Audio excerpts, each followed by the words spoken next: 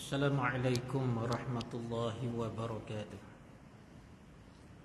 Innal hamdalillah nahmaduhu wa nasta'inuhu wa nastaghfiruh wa na'udzu billahi min shururi anfusina wa min sayyiati a'malina man yahdihillahu fala mudilla lahu wa man yudlil fala hadiya lahu. Ashhadu an la ilaha illallah wahdahu la syarika lah wa ashhadu anna Muhammadan abduhu wa rasuluh. Allahumma aftah alaina hikmataka wa anshur alaina min khadaini birahmatika ya arhamar rahimin. Walhamdulillahi rabbil alamin. Amma ba'du fa ya ibadallah ittaqullah. Tuan-tuan sedang jamaah muslimin muslimat yang dirahmati Allah, alhamdulillah kita merafakkan setinggi-tinggi kesyukuran kehadrat Allah Subhanahu wa taala. Dengan segala limpah kurnia rahmat dan nikmatnya kita terus menunaikan pengabdian kepadanya dan kita mencari keredaannya. Menyambung kembali kuliah maghrib kita membicarakan tafsir ayat-ayat Allah Subhanahu wa taala. Dan pada malam ini kita sambung lagi pada tafsir Al-Munir oleh almarhum Dr. Rabah Az-Zuhaili pada juzuk yang ke-6 ini, surah Al-Ma'idah. Walaupun juzuk yang ke-6 tapi dah masuk surah Al-Ma'idah. Sambungan daripada ayat 51 kita masuk ayat 52 dan 53. Ayat 51 yang lepas, pada minggu lepas saya dah masuk dan menerangkan firman Allah Subhanahu wa taala, a'udzu billahi minasyaitonir rajim. يا أيها الذين آمنوا لا تتخذوا اليهود والنصارى أولياء لا تتخذوا اليهود والنصارى أولياء بعضهم أولياء بعض ومن يتولهم منكم فإنه منهم Innallaha la yahdil qaumal zalimin. Ayat 51 bermaksud, wahai orang-orang yang beriman, janganlah kamu menjadikan orang-orang Yahudi dan Nasrani sebagai teman setia kamu untuk berkongsi rahsia. Mereka antara satu sama lain saling lindung melindungi. Ba'duhum awliya'u ba'din. Apatah lagi dalam nak merosakkan Islam, mereka saling bersama, lindung melindungi. Maka sesungguhnya sesiapa sahaja yang menjadikan mereka itu teman sejati, wa man yatawallahum minkum fa innahu minhum, lalu Allah mentakdirkan mereka ini adalah sama macam Yahudi dan Nasara. Mereka itu daripada kumpulan Yahudi dan Nasara. Tak pasal-pasal orang beriman asalnya ataupun orang Islam ni, dia bertaat setia, berjanji setia dengan Yahudi dan Nasara ini dalam erti kata segala rahsia boleh cerita. Kalau begitulah keadaannya orang Islam, maka dia pun sama, termasuk dalam golongan itu. Sanggupkah kita orang Islam nak digelarkan dengan Yahudi dan Nasara? Tentu tak sanggup. Sesungguhnya pula Allah menyatakan kenapa, innallaha la yahdil qaumal zalimin. Sesungguhnya Allah ini tidak akan memberi petunjuk kepada orang-orang yang zalim. Bila dia ikut taat setia, bila hal-hal nak merosakkan Islam, orang Islam, dia pun sama join, maka itu adalah orang yang zalim, sebab dia tidak meletakkan sesuatu pada tempatnya. Akhirnya Allah ni tak bagi petunjuk hidayah kepada orang yang zalim. Jadi bahaya jadi orang zalim, bahaya juga jadi orang yang taat setia kepada Yahudi dan Nasara. Sebab dengan kezaliman itu Allah tak bagi hidayah dan petunjuk, maka kekallah kita dalam melakukan kebatilan. Kalau kita sesat pun kekal sesat. Baik, itu ayat 51. Saya dah jelaskan pada siri yang lepas. Tapi sambungan daripada ayat itu 52. Fataral ladina fi qulubihim maradun yusari'una fihim yaquluna nakhsha an tusibana da'irah fa'asallahu an ya'tiya bil fathi aw amrin min 'indihi fayusbihu 'ala ma asarru fi anfusihim nadimin. Pada ayat 52 ini pula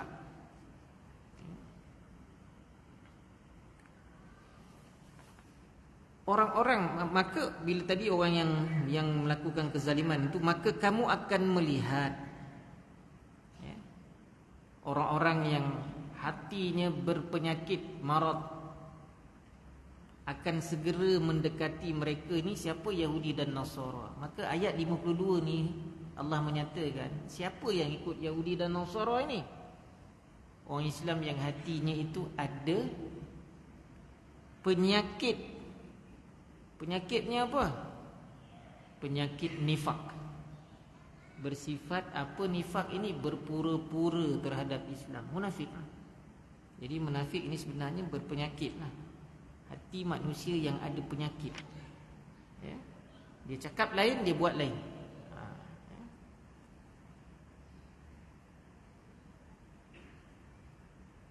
Kemudian mereka ini akan berkata apa? Pada ayat 53, wa yaqulul ladina amanu ahaula'il ladzina aqsamu billahi jahda imanihim innahum lama'akum habitat a'maluhum fa asbihu khasirin. Jadi keseluruhan ayat 52 dan 53 ini, mereka ini ada penyakit dalam hatinya, sifat nifak. Sebab apa? Mereka kata kami ni takut akan mendapat bencana, musibah, keburukan. Kenapa dia nak setia dengan Yahudi dan Nasara? Orang munafik ini seperti yang berlaku ni, cerita ni berlaku pada zaman Rasulullah lagi. Iaitu Abdullah bin Ubay bin Salul, yang mana di depan Nabi, dia peluk Nabi, dia semayang di belakang Nabi. Tetapi bila dia kembali kepada golongan musyrikin, orang yang menyembah berhala, kepada orang Nasara, orang Yahudi, kami ini bersama kamu. Dia berpura-pura. Sebab apa? Dia ada penyakit nifak itu tadi, hatinya. Sebab apa?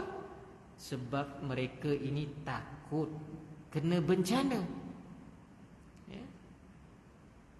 Takut kena musibah, iaitu dalam bentuk apa? Rugi. Rugi tak dapat jawatan, rugi tak dapat imbuhan. Itu yang mereka kata musibah. Maknanya kalau tak ada jawatan, hidup bermasyarakat ni tak ada untung. Maka nak dapat jawatan tu, baik setia dengan Yahudi dan Nasara di Madinah, bukan dengan Rasulullah. Memang sebelum Nabi berhijrah ke Madinah, kita pun tahu kisah dia. Orang Yahudi menguasai ekonomi di Madinah.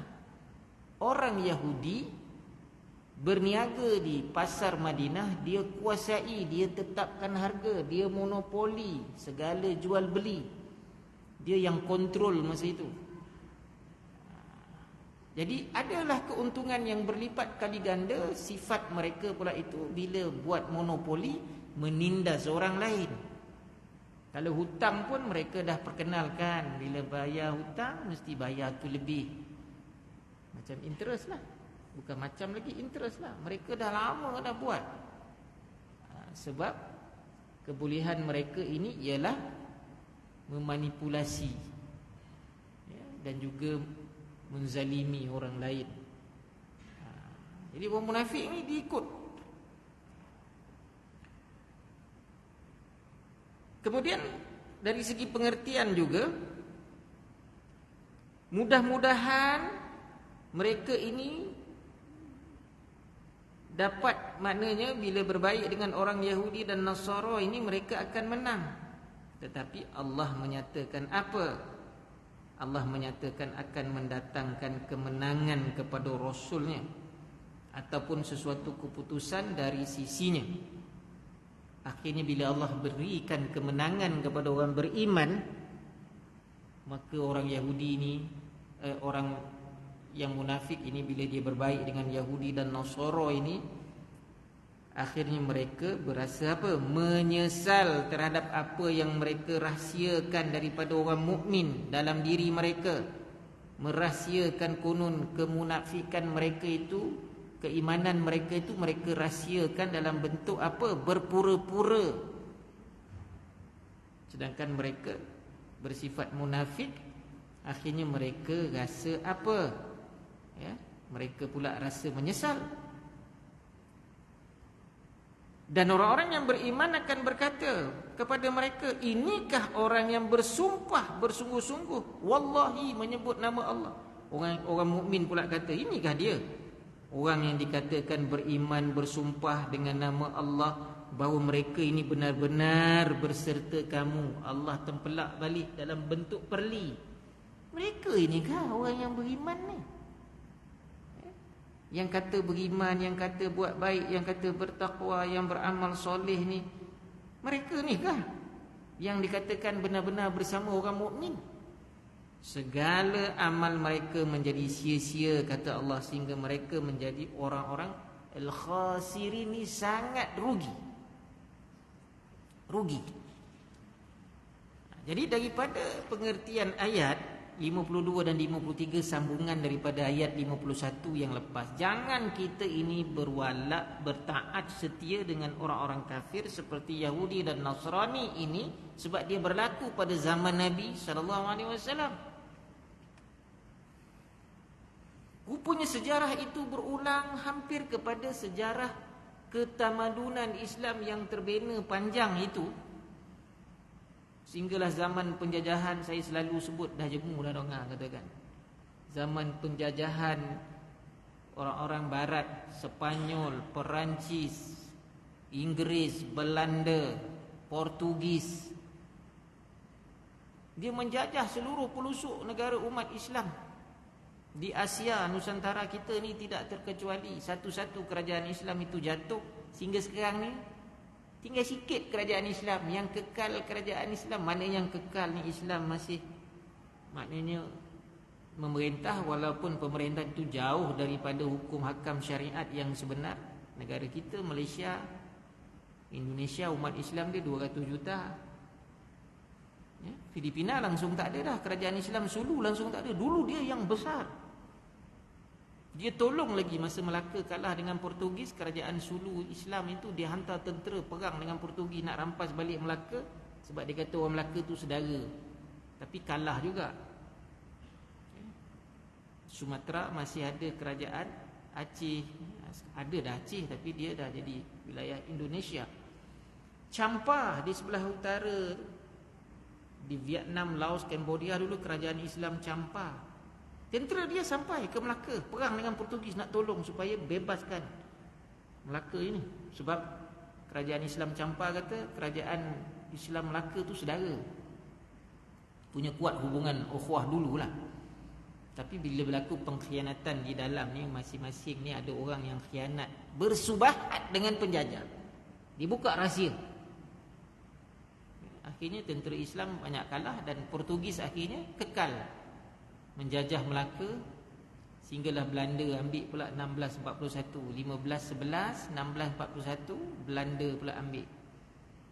Sampai dah 1824 perjanjian setia Inggeris Belanda. Belanda ambil Indonesia, Inggeris ambil tanah Melayu, termasuk Temasek, Singapura masa tu. Kekal lah. Itu kita lihat yang terkini lah tu, maknanya yang ada di wilayah kita. Hasil daripada apa? Bersama musuh, segelintir yang bersama musuh. Segelintir yang bersama musuh. Jadi kita ambil pengajaran daripada tafsir ini. Sesungguhnya orang munafik ini dalam hatinya ada sifat apa? Rasa ragu-ragu, kebimbangan, Sehingga kan kemunafikan mereka ini dalam hal nak bermualah dengan orang-orang kafir ini, seperti Yahudi dan Nasara, orang munafik ini dia akan segera dia nak copek ya. Ditawar saja dia terus terima offer, ditawar saja dia terus terima offer. Maknanya tak ada langsung nak fikir dari segi baik buruk.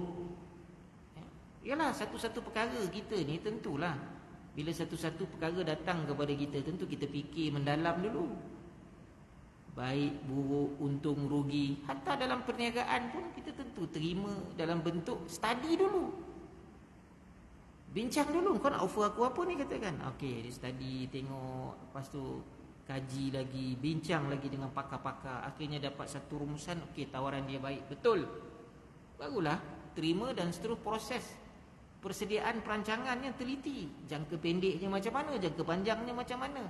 Macam itulah nak bina satu ketamadunan yang Nabi bawa. Nabi pergi berulang alik tu ke Madinah tu mensaudarakan orang Aus dan Khazraj. Ya. Di perjanjian Aqabah sikit-sikit Nabi terangkan. Masa itu tak sampai di Madinah lagi, orang Aqabah ni dapat berita seorang Rasul nama Muhammad hantar orang ke Mekah. Kami nak terima, nak dengar Islam ni apa. Lalu Nabi pun terangkan begini. Maka pada Aqabah yang pertama, kedua, sebahagian kecil orang Madinah masuk Islam. Maka bila dia balik ke Madinah itu, lepas Aqabah tu, sikit-sikit dia terangkan kepada orang Madinah, Aus dan Khazraj. Maka ramai semakin minat. Akhirnya berlakulah dakwah itu, ya, mengajak mereka terima Islam. Tapi Madinah masa itu multinasional. Orang Yahudi ada, Nasara ada, orang musyrikin ada, kabilah-kabilah Arab banyak. Akhirnya sampailah Nabi berhijrah dalam keadaan orang Mekah dah ramai sampai. Sebelum tu Nabi kata, baik, pergi ke Mekah.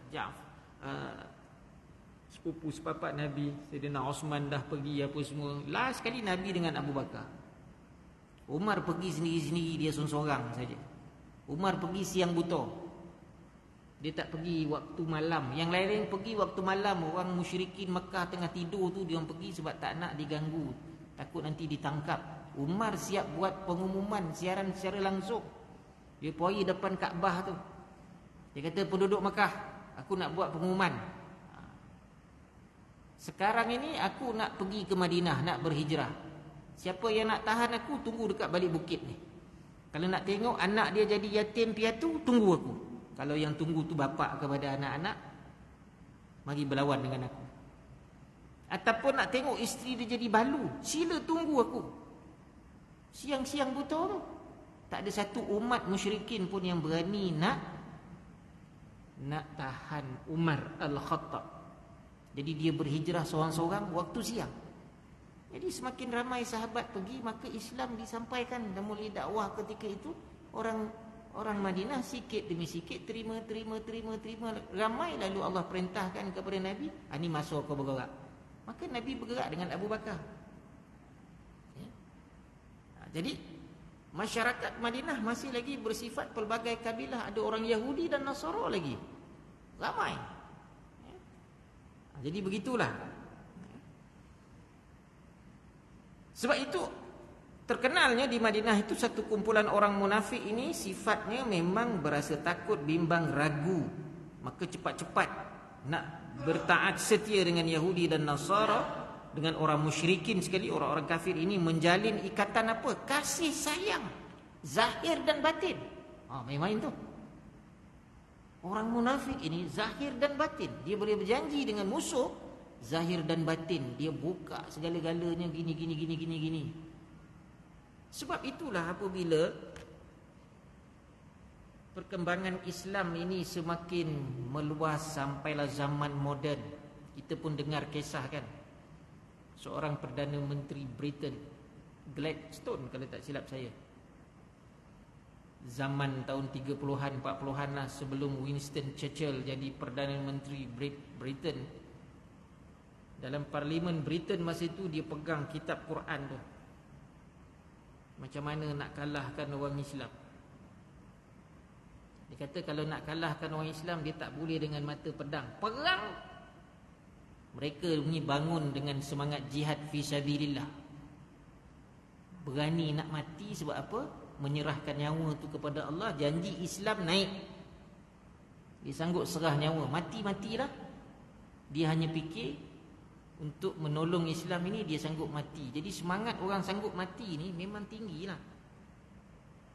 Banyak orang menang sanggup mati ni. Ya? Jadi dia kata tak boleh. Selagi mereka berpegang dengan kitab, dia tak katalah kalau pegang dengan buku ni lagi, yang pegang tu ialah Quran, dia pegang Quran. Mereka akan berjuang atas nama jihad, panduan dia buku ini. Maka ketika itu dia berucap, kita nak kalahkan orang Islam ni kena rosakkan pemikiran mereka, jauhkan daripada Quran dan datangkan pemikiran-pemikiran yang baru kepada mereka. Rosakkan apa? Akhlak mereka. Yahudi dia bagi jalan. Protokol Yahudi kan, 10 protokol Yahudi, rosakkan pemikiran dulu. Rosakkan pemikiran. Wujudkan apa? Suasana seks bebas. Ini semua kepala Yahudi dulu ni. Maka timbullah pelbagai ideologi fahaman. Sekular lah timbul, ideologi liberal lah timbul, komunis lah timbul. Semua ni daripada Yahudi. Komunis pun daripada Yahudi. Karl Marx tu orang Yahudi. Semua daripada Yahudi. Jadi nak kalahkan orang Islam, rosakkan pemikiran. Ya. Datangkan benda-benda yang nampak mengindahkan. Pertandingan Ratu Cantik, Miss Universe. Nampak tu, Miss Universe. Universe ni bukan bumi saja, universe ni alam cakrawala ni. Maka perempuan yang paling cantik di alam cakrawala ni Miss Universe yang pakai bikini tu masa bertanding. Dipanggil begitu, Miss Universe. Dianugerahkan, hebat, jadi duta. Kalau pertandingan tu sekarang ni syarat dia boleh berbahasa Inggeris, boleh jadi duta kepada kanak-kanak. Dia mesti ada jiwa kanak-kanak, melawat tempat begini, tempat ini, tempat kebajikan. Nampak baik tapi suruh telanjang. Rosak tak pemikiran? Orang Islam pun sama. Bagus. Tu nak gambarkan. Mereka kata rosakkan pemikiran. Istilah pun tukar kan? Supaya diterima. Bila kata perkataan seks ni menggambarkan apa? Tentang jantina, tentang kemaluan perempuan, tentang hubungan seksual. Seks itu, bila sebut seks saja, betul. Sedangkan ilmu seks itu kalau dikaji pun ada betul dan benarnya. Tapi nak gambarkan itu, datangkan istilah unisex, universal sex. Universal sex. Nak dandan rambut, unisex kedai dia. Apa kena mengena? Kedai gunting rambut sudahlah. Kan? Pada kita lah. Kedai gunting rambut perempuan sudahlah. Unisex, nak menggambarkan universal sex. Ini handal ni, unisex ni, universal sex ni, mesti hebat ni. Wah, ni rambut perempuan mesti begini-begini, suruh tayang lagi tu kata. Kita kena tutup. Minta maaf lah, mungkin cakap tu macam bunyi koreh sikit kan. Sebab pemikiran kita dirosakkan, akhirnya begitulah. Ya.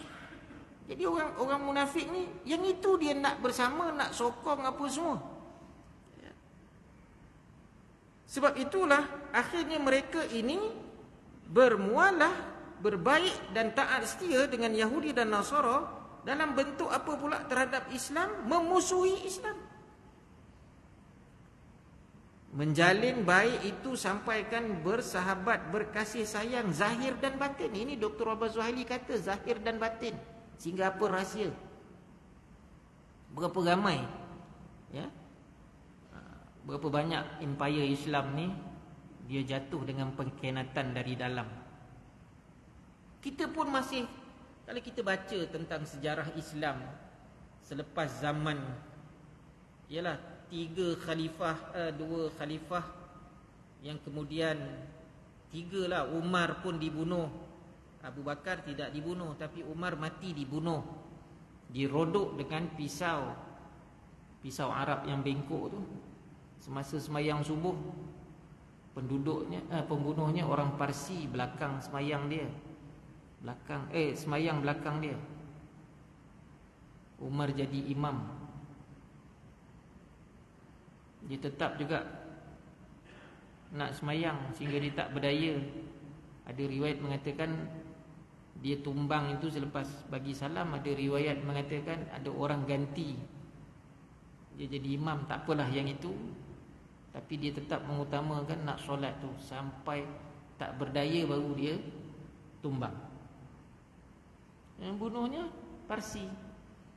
Hari ini kubur dia tu, Abu Lu'lu'ah tu, besar dekat Iran, pintu gerbang. Pahlawan Abu Lu'lu'ah gelaran dia. Bunuh Umar tapi diisytiharkan jadi pahlawan. Kau bunuh tu khalifah Islam. Sayyidina Umar juga dibunuh. Bunuh. Kerana apa? Kerana sudah ada adu domba, pengikut yang taksub. Bila masa Sayyidina Ali lagi teruk orang Islam ni berkelahi bergaduh. Kenapa? Pengikut Osman, pengikut, bukan Osmannya dah mangkat, dah wafat. Pengikutnya tak puas hati dengan Khalifah Ali kerana Ali tidak ambil tindakan kepada pembunuh Osman ini. Bukan senang nak cari. Mereka berkomplot, berpakat. Maka Ali ketika itu nak damaikan, sampaikan, ya, mereka memberontak terhadap Sayyidina Ali. Akhirnya Sayyidina Ali juga dibunuh. Dan siapa khalifah yang naik sepatutnya? Hasan. Kumpulan yang menyokong Muawiyah tak setuju. Kamilah nak jadi khalifah. Hasan letak jawatan bagi kepada Muawiyah. Muawiyah pun dia bukan ajak bergaduh, pengikut. Ni masalah pengikut ni. Dia punya taksub tu. Pemimpin tak suruh pun. Akhirnya mereka dah tahu Hasan dah letak jawatan, mati juga, kena bunuh, diracun Hasan itu. Sehinggakan Hasan, saya dah cerita minggu lepas tapi saya suka sebutlah sebab dia satu benda yang kita kena ambil pengajaran. Minggu lepas saya dah sebut, Hasan dia berwasiat kepada adiknya Husin masa pegang dia. Husin kata, siapa bunuh apa racun kau ni? Hasan tak nak cakap. Punya Hasan nak jaga hubungan ukhuwah, perpaduan ni, Hasan tak nak cakap. Kalau dia cakap sekarang, bergasak lagi katakan. Tuan-tuan cari dalam sejarah, siapa yang bunuh Hasan? Siapa yang upah, yang merancuni Hasan itu? Maka Hasan nak mati tu, pecah usus dia tu, keluar dalam muntah dia. Maka dia berwasiat kepada Husin, jumpa Aisyah, isteri atuk kita. Isteri atuk kita. Dia kata, jumpa Aisyah, minta izin Aisyah, tanam aku bila dah mati sebelah atuk. Hasan minta. Dia cucu Rasulullah. Cucu Rasulullah yang sentiasa mencium Hasan, yang cium dekat dada dia, cium dekat perut dia. Sudahnya isi perut keluar, ya, yang Nabi cium itu. Azab betul Hasan masa nak mati, kena racun. Racun yang paling dahsyat lah orang kata. Lepas tu wasiat dia juga berkata, kalau Aisyah bagi, tanam aku sebelah atuk. Dia nak sebelah Rasulullah, sebelah atuk dia. Tapi kalau Aisyah tak bagi, tanam aku di kubur Baqi', di Baqi'. Kubur orang Islam, kubur orang biasa. Maka bila berlaku nak dijalankan pesanan wasiat Hasan, maka bila nak tanam di sebelah atuk dia Rasulullah, pengikut Osman. Siapa? Pengikut Osman yang dah tak ada. Osman itu Ali dah tak ada, tetapi dia jadi pengikut Muawiyah. Tak setuju, kata Hasan, kena kebumi sebelah Rasulullah. Sebab Sayyidina Osman tidak dikebumikan sebelah Nabi. Pasal apa Abu Bakar sebelah Nabi, Umar sebelah Nabi, Osman tidak sebelah Nabi? Maka pengikut Osman ni yang sudah menguasai pemerintahan Umayyah masa itu, Muawiyah bin Abi Sufyan, dia kata kami tak benarkan Hasan disimpan, ditanam sebelah atuk dia. Aisyah bagi. Kubur tu sebelah bilik dia saja. Aisyah bagi. Sehinggalah bila tengok Hasan pesan, kalau orang Islam berperang semata-mata tak bagi aku ditanam sebelah atuk, maka bila nampak nak bergaduh, tanam aku dekat bakit yang menyelamatkan keadaan, hanya kerana nak berperang, bergaduh sebabkan masalah nak ke bumi Hasan. Abu Hurairah yang sudah tua masa itu, dia dah tua dah. Abu Hurairah ni zaman Nabi dia ada, zaman Abu Bakar dia ada, zaman Umar dia ada, zaman Uthman dia ada, zaman Ali dia ada. Hasan wafat, dia hidup lagi. Maka Abu Hurairah menyelamatkan. Dengar baik-baik wasiat Hasan. Kalau ada masyarakat yang menentang tak bagi dikebumikan di sebelah atuk dia, ingat balik apa kata Hasan kepada Husain, kebumilah aku di Baqi'. Maka atas nama wasiat itu ada, maka Abu Hurairah menyelamatkan daripada berkelahi. Tanamlah di Baqi'. Itu cucu Rasulullah tu. Jadi kita nak ambil pengajaran. Janganlah kita kata cucu Rasulullah tak betul. Mereka ahli syurga. Leher Husain itu Nabi selalu cium. Tapi leher Husain lah dipenggal sampai putih kepala. Dah putih kepala tu, bawa pergi kepada orang Muawiyah. Yang bunuh ni anak sahabat semua ni, bukan orang yang tak beriman, bukan kafir, bukan orang Islam. Tapi dahsyatnya peperangan masa itu, putih kepala Husain ni, bawa pergi kepada orang-orang penyokong Muawiyah dan juga penyokong Osman ini. Maka ada anak-anak sahabat ni ambil pedang, jolok dengan pedang hidung Husain, telinga Husain, leher Husain, dicocok-cocok lagi. Ini kepala orang dah mati. Ketika itu sahabat-sahabat yang bersama Nabi dah tua. Dikata, angkat pedang kau daripada anggota. Aku melihat Rasulullah mencium hidung Husain, Rasulullah mencium leher Husain. Dahsyat tak perang masa itu? Sama-sama saudara Islam. Weh, ustaz ni ceramah ni, ini kempen ke apa? Ni bukan kempen. Saya nak kaitkan dengan ayat, nak bertaat setia macam mana orang munafik dengan Yahudi dan Nasara kan? Hingga akhirnya adu domba di mana mereka menyusup di dalam kumpulan ini. Aku sokong Muawiyah, aku sokong Ali. Rupanya munafik yang bersama-sama dengan Yahudi dan Nasara yang mengapi-apikan dari bawah. Orang atas tak tahu cerita, dah berlaku. Sampai bila kita orang Islam nak macam itu? Tu ya. Minta maaf lah ya. Ini tak ada kono-kono dengan suasana semasa. Kebetulan pula kita nak cerita bondo tu. Ceritalah. Saya kaitkanlah ya. Sebab secara umumnya wabah Zuhaili tentang apa? Orang munafik ini dia bersungguh-sungguh taat setia dengan Yahudi dan Nasara ini sehingga berkasih sayang bersahabat zahir dan batin. Saya ambillah contoh kejadian peristiwa pembunuhan Ali, pembunuhan Hasan, pembunuhan Husain. Pertempuran-pertempuran yang berlaku ya. Dulu ada perang Jamal, perang Siffin. Sebenarnya adu domba orang di dalamnya itu yang ada sifat nifak. Bukan pemimpin dengan pemimpin tu kata Aisyah dengan Ali nak berperang kan? Sebenarnya Aisyah dengan Ali nak berperang kan? Bila bertembung tentera ni rupanya mendapat benda yang betul. Akhirnya Ali kata kita tak patut perang. Ali perintahkan tentera dia sila iringi Aisyah kembali ke Madinah dengan selamat. Itu tak dicerita dalam sejarah. Rupanya yang di bawah mengadu domba sebab apa? Nifak. Ada kepentingan. Ini yang merosakkan Islam ni. Dalam dunia pemerintahan Islam, kepimpinan Islam, yang rosaknya ialah apa? Orang bersifat nifak, munafik. Itu peringatanlah sebab kita akhir zaman. Ya. Baik. Inilah sifat watak karakter orang munafik yang sebenarnya tertindas dan lemah pada setiap zaman. Ni orang munafik ni lemah. Sebab itu yang bunuh Husain tu, Kalau tak silap saya, anak Amru bin Al-As, sahabat Nabi, anak dia.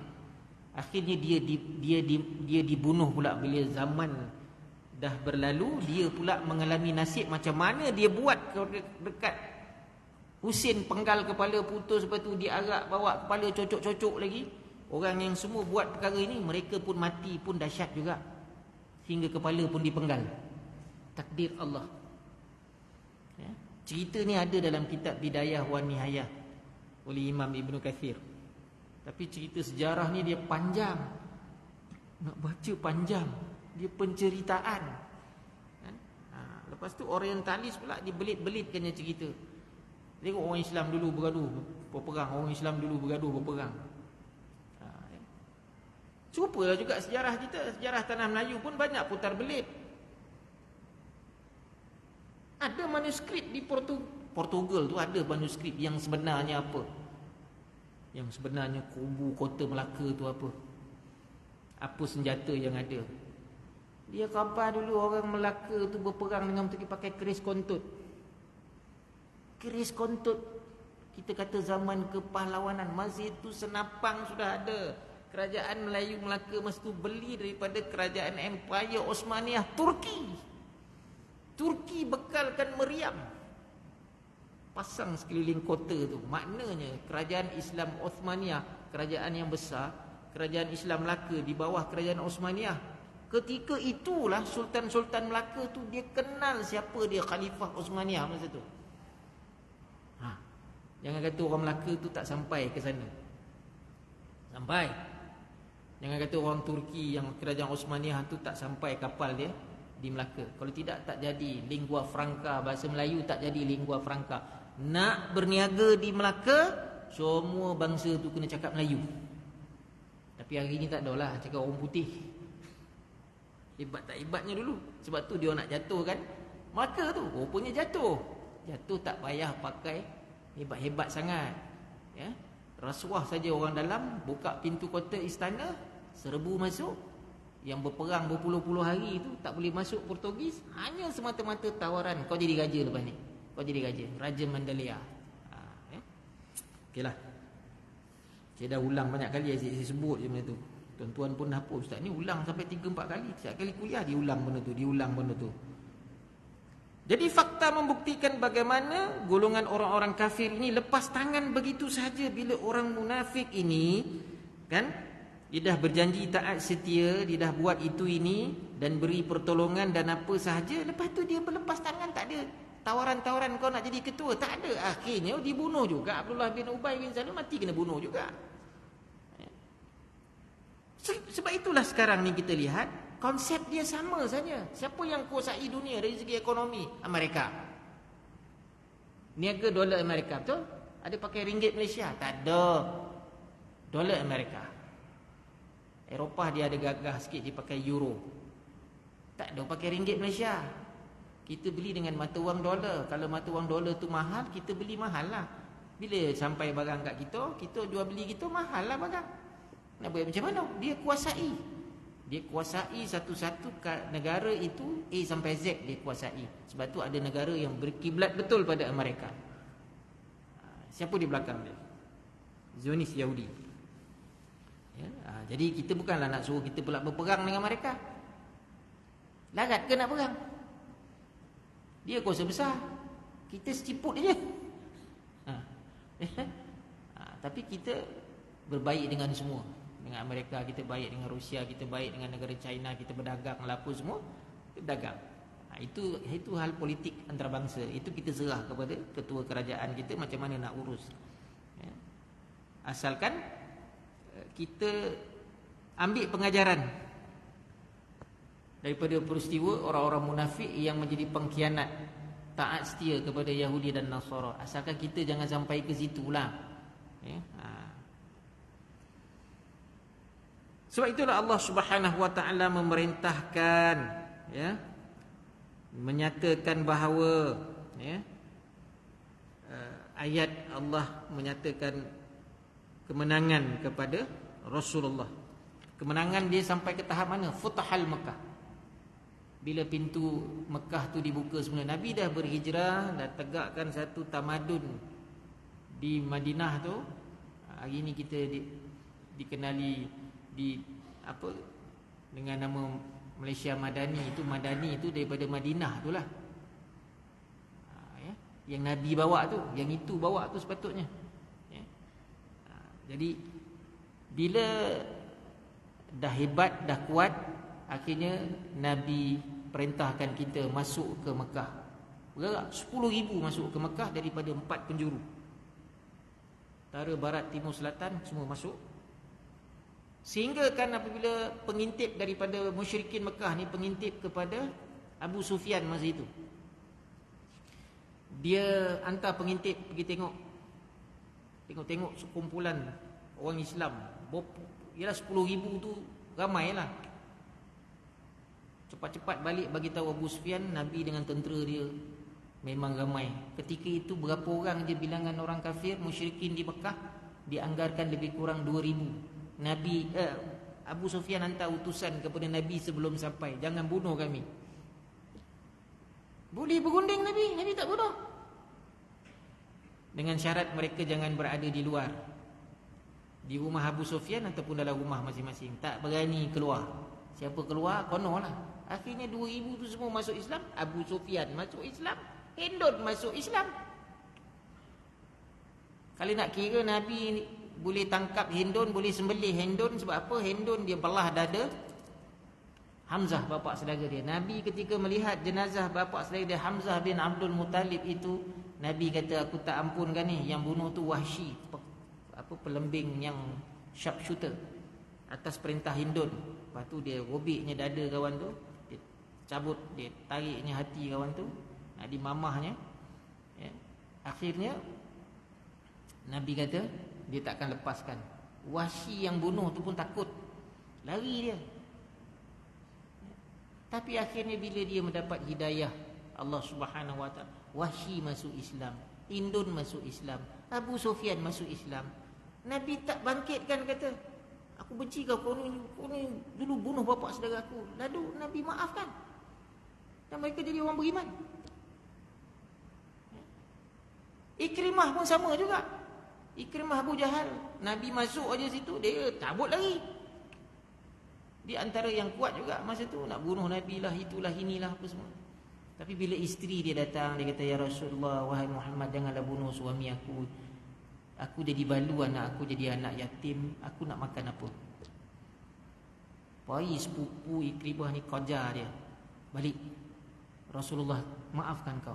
Balik jumpa Rasulullah. Qalu la ilaha illallah Muhammadar Rasulullah. Ikrimah yang asalnya wanted, itu Nabi terhadap musuhnya, yang akhirnya surrender, yang mengaku kesalahan, yang Nabi maafkan. Semoga Allah ampunkan, dan dia jadi orang beriman. Ikrimah kecil hati bila sahabat kata, woi Ikrimah, woi anak Abu Jahal ni, bapaknya Abu Jahal dulu ni. Kecil hati dia, mengadu dia dengan Rasulullah. Kata, ya Rasulullah, aku tahu bapa aku Abu Jahal. Siapa tak tahu Abu Jahal, yang paling jahat dalam dunia agaknya. Tapi aku sudah beriman kepadamu ya Rasulullah. Aku sudah taat kepada perintah Allah. Kenapa mereka kata lagi kepada aku? Nabi panggil semua sahabat. Lepas ni aku tak nak dengar kau kata lagi dekat Ikrimah. Itu cara. Kita kalau bergasak sampai mati, saya tak ada orang, saya tak akan ampunkan ini. Biar sampai lubang cacing, saya akan terkojorkan dia, katakan. Nasib lah. Masuk isyak ni nak azan kau, Tawih. Kalau nak azan boleh azan. Kalau nak tawih, saya tawih, lepas tu saya berhenti. Ya. Ni dah nak habis lah. Ya. Jadi kesimpulannya, dah simpul dah kata ayat 52-53 ini, ya, kemenangan yang dikatakan terhadap Rasulullah itu ialah Futuhul Makkah, ya, selepas Nabi berhijrah itu. Akhirnya orang Yahudi ni, orang-orang munafik ni, dia jadi menyesal waktu, tapi dia dalam kerugian. Baru nampak, selama ni kau bohong, selama ni kau tipu, kau berpura-pura. Akhirnya Allah bagi kemenangan kepada peristiwa Futuhal Makkah. Maka kalau dia orang terus juga dengan kemunafikan itu, mereka orang yang rugi. Orang yang rugi. Jadi maknanya dalam kita hendak meraihkan hubungan baik dengan Yahudi dan Nasara ini, janganlah sampai beria-ria sehinggakan hati nurani zahir dan batin ini taat setia sehingga membelakangkan orang beriman. Sebab itulah ayat 51, 52, 53 ni ada kaitan dengan peristiwa-peristiwa lain juga. Ada ulama-ulama tafsir kata ayat ini turun berkaitan dengan orang Islam masa itu bila imannya lemah, dia nak ikut Yahudi. Dia boleh berlindung dengan Yahudi. Ada yang berlaku ketika itu yang nak berlindung dengan orang Nasrani, dia pergi ikut orang Nasrani, bertaat setia. Jadi Allah turunkan ayat memberikan teguran. Janganlah taat setianya membabi buta begitu sahaja. Sedangkan akhirnya Nabi dikhianati oleh Bani Quraizah, Bani Nadir, Bani Qunaiqah, yang mana akhirnya Nabi menghalau mereka keluar daripada Madinah.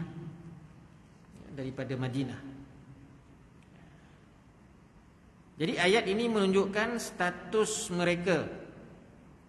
Orang munafik ini statusnya. Sebab itulah orang munafik ini dia tetap Muslim. Sebab dia qalu la ilaha illallah Muhammadar Rasulullah. Sebab tu Nabi pun tak perintah bunuh. Tapi mereka dibunuh dalam perperangan, dalam pertempuran. Itu Nabi tak ada perintah bunuh. Tak halal lagi darahnya sebab dia masih mengucap kalimah syahadah. Tapi hatinya tak dapatlah kita nak baca. Kita mana tahu hati ya. Jadi itu sebagai pengajaran kepada kita lah ya. Jadi kekhawatiran orang-orang munafik ini akhirnya mendorong mereka ini bermualah ni dengan orang kafir, dengan orang Yahudi dan Nasrani. Akhirnya terbukti bagaimana pertolongan Allah kepada Nabi ni mereka rasa menyesal. Jadi takkan nak tunjuk bukti depan mata baru nak menyesal. Jadi orang munafik ni dah berlaku baru dia nak menyesal. Jadi kena yakin dengan Nabi. Kena yakin dengan Rasulullah. Bila Rasulullah menyampaikan pada masa itu, sahabat terima. Tak ada nak dakwa-dakwi. Tak ada tak puas hati. Sebab di peringkat awal masa di Madinah itu, harta rampasan perang ghanimah ini Nabi banyak lebihkan kepada orang-orang muhajirin. Sebab dia berhijrah selai sepinggang. Jadi bila tolong tu akhirnya Nabi bagi lebih sikit. Maka orang Ansar ni orang tempatan. Tapi yang lemah iman ni berbunyi. Dia kata Nabi Muhammad ni, dia kata Rasulullah ni bagi orang muhajirin je lebih. Kita tak dapat banyak. Lepas tu orang muhajirin bila dengar, dia kata pula dekat orang Ansar. Orang Ansar ni nampaknya tidak taat setia kepada Nabi. Ketika itu bangun Sa'ad yang disaudarakan dengan Abdurrahman bin Auf, seorang jutawan Madinah. Dia bercakap kepada Nabi, aku wakil kepada orang Ansar. Dia kata, ya Rasulullah, Madinah ni tanah tumpah darah kami. Kami lahir di sini. Sekiranya engkau menyuruh kami keluar daripada Madinah ini, nescaya kami akan keluar semata-mata taat kepada perintah. Tak kiralah tanah tumpah darah kami. Tapi bila perintah Rasulullah keluar, kami orang Ansar akan keluar. Sehingga kan dia cakap, kalau kau suruh kami ini terjun ke laut sekalipun, kami akan terjun semata-mata perintahmu.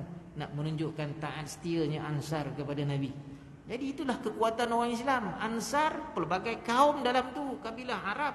Muhajirin pun pelbagai daripada orang Mekah. Tapi sekali dia bersatu, kuat. Itulah kekuatan orang Islam. Ukhuwah, persaudaraan dia. Jadi kalau kita nak menang, kita kena ambil lah konsep ni ya? Ini yang kita kena ambil konsep ni, supaya orang Islam ni dia menguasai dunia. Seperti mana yang dibawa oleh Rasulullah. Sampailah sahabat, sampailah zaman kerajaan Muawiyah, sampailah Abbasiyah, sampailah kerajaan Osmaniyah. Tapi akhirnya jatuh kerana pengkhianatan, onar daripada dalam sendiri. Khianat sendiri, khianat terhadap khalifah, khianat terhadap orang beriman. Dan akhirnya sekarang tak bangun-bangun lagi, katakan. Itulah sebagai penutupnya tuan-tuan. Moga-moga memberikan pengajaran kepada kita ayat 51 hingga 53. Jadi insya-Allah pada minggu depan, minggu pertama masih lagi saya lah. Minggu pertama masih lagi saya, kita akan sambung pada ayat 54 dan hingga 56. Ya. Yang menceritakan bagaimana berlakunya orang-orang murtad dan permusuhan serta kebencian mereka terhadap orang Islam sendiri. Dia Islam, lepas tu dia murtad. Asalnya dia kafir, lepas tu dia Islam, lepas tu dia murtad. Lepas dia murtad dia benci pula orang Islam ni. Dia berlaku dulu tu. Jadi ada pada ayat 54-56 itu minggu depan lah insya-Allah. Jadi saya tangguhkan dulu tuan-tuan, yang baik itu anugerah Allah Subhanahu wa taala, sebarang kekurangan marilah sama-sama kita pohon keampunan daripadanya. Kita tutup dengan doa tasbih kafarah bacaan daripada suratul Asr. Bismillahirrahmanirrahim. Subhanakallahumma bihamdik asyhadu an la ilaha illa anta nastaghfiruka wa natubu ilaik. Bismillahirrahmanirrahim. Wal 'asr. Al-insana lafi khusr illa alladhina amanu wa 'amilus solihati wa tawasaw bil haqqi wa tawasaw bis